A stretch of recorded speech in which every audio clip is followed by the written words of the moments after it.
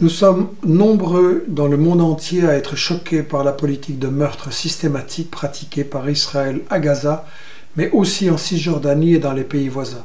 Et nous savons que le droit international reconnaît le droit des peuples à lutter par tous les moyens, y compris la force, contre la violence de la colonisation. Or, depuis 1948, Israël ne cesse de voler toujours plus de territoire. Il suffit de regarder les cartes pour le constater.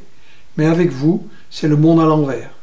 Après avoir tenté de bannir les manifestations, vous accusez plus de 650 personnes en France d'apologie du terrorisme parce qu'elles soutiennent le droit des Palestiniens à la résistance.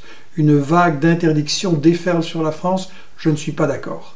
C'est vous, en armant l'armée israélienne, qui pratiquez l'apologie du terrorisme, et même du génocide, puisque la Cour internationale de justice a enjoint au monde entier de l'empêcher. Vous violez ce prescrit et exposez la France à des poursuites internationales, car de nombreux témoins, enquêteurs et juristes le confirment. Tuer délibérément des dizaines de milliers de femmes et d'enfants, détruire systématiquement logements, écoles, hôpitaux, églises, mosquées et infrastructures, c'est bien une opération de nettoyage ethnique pour éliminer le peuple palestinien. Vous violez la recommandation de l'Assemblée générale de l'ONU qui a proclamé en 1960, je cite, « la nécessité de mettre rapidement et inconditionnellement fin au colonialisme sous toutes ses formes ». Vous violez aussi l'article 4 de la Constitution française qui, je cite, « garantit les expressions pluralistes des opinions » et vous violez l'article 11 de la Déclaration des droits de l'homme de 1789. Tout citoyen peut donc parler, écrire, imprimer librement.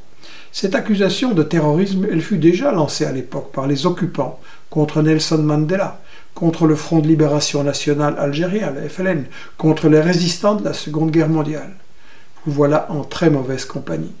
Puisque vous et vos ministres prétendez criminaliser ceux qui vous rappellent les droits de l'homme fondamentaux, je vous le dis clairement, arrêtez-moi, car moi aussi je suis solidaire des peuples opprimés et je persisterai. Ou alors vous acceptez enfin le débat contradictoire. N'est-ce pas aux citoyens de se faire librement une opinion sur les responsabilités du drame humain qui se joue aujourd'hui au Moyen-Orient? L'article 25 de la Constitution française ne proclame-t-il pas que, je cite, « la souveraineté réside dans le peuple » Alors, arrêtez-moi ou débattez. À vous de choisir, Monsieur le Président.